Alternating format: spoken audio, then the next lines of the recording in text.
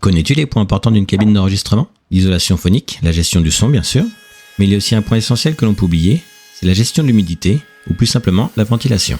Tu peux isoler autant que tu veux ta cabine, si tu fais un grand tour dedans pour faire rentrer l'air, et donc en même temps le bruit extérieur, c'est pas la peine. Et c'est justement ce que je vais faire dans cette vidéo. Mais avant ça, je reprends là où je m'étais arrêté dans la précédente.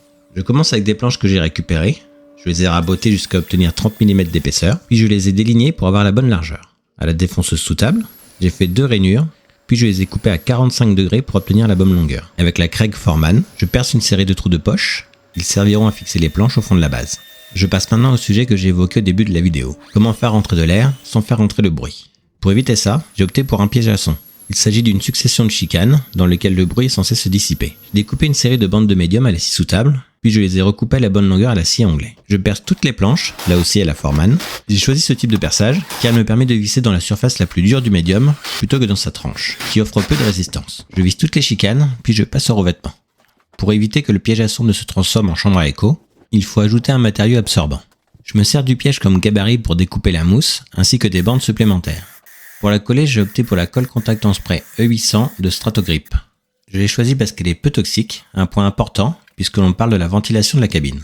La quasi-totalité des pièces de la base sont prêtes, je peux donc commencer l'assemblage. Je colle le fond de la base sur le contour, je l'avais fabriqué en même temps que le plancher et le plafond, j'y ai simplement apporté un peu moins de finition. Je fixe ensuite les planches préparées au début de la vidéo, elles marquent la séparation entre le plancher et les murs. C'est là qu'on comprend l'intérêt des trous de poche que j'ai fait à la Foreman, car elle m'évite de devoir visser par le dessous.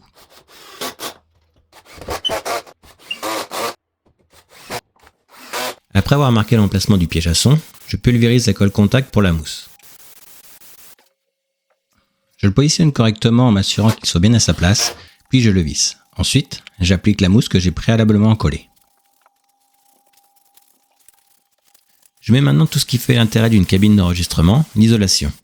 Je suis parti sur 10 cm de laine de roche, qui est un excellent isolant phonique, mais surtout que j'ai eu gratuitement grâce à une fin de chantier. Là aussi, je la colle à la E800.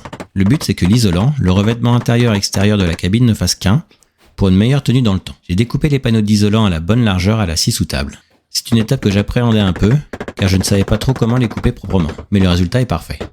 Je fabrique les dernières pièces de la base, le contour sur lequel reposeront les murs.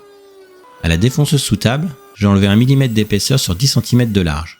J'y collerai un revêtement pour garantir l'étanchéité phonique entre la base et les murs, puisque ceux-ci resteront démontables. Après les avoir coupés à 45 degrés à la bonne longueur, je les colle en place avec de la colle à bois et de la E800 au niveau de l'isolant. Pour une première partie du projet qui ne devait faire qu'une seule vidéo, on arrive déjà à la fin de la deuxième. Prochaine étape, l'installation du plancher et la peinture extérieure.